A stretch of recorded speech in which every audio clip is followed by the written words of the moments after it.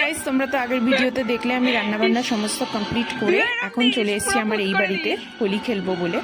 তো ফার্স্টে ভাইকে রং লাগিয়ে দিচ্ছে ও, তো এরপর ভাই ওকে রং লাগিয়ে দিচ্ছিল। তো যেহেতু আজকে বার্থডেও ছিল প্লাস হোলিও ছিল, তো হোলি তো খেলবোই আমি, কারণ তার মধ্যে আমাদের এটা ফার্স্ট হোলি। তো আমার তো একদম ডিটারমাইন্ড ছিলাম যে তাড়াতাড়ি সব কিছু কমপ্লিট করে হোলি খেলতেই হবে।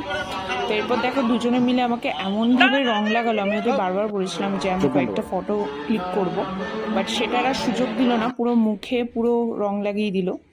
এরপর চলে আসলাম আমার শ্বশুর বাড়িতে, তো শাশুড়ি মাকে রং লাগালাম। তারপর আবার আসলাম এই বাড়িতে।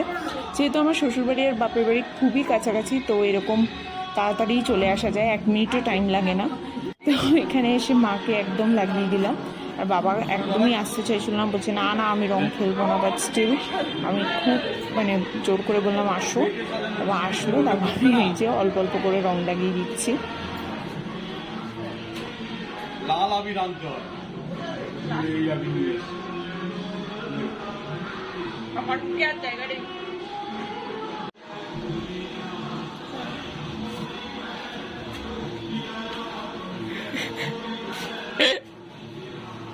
ওর মাথায় দিয়ে দাও।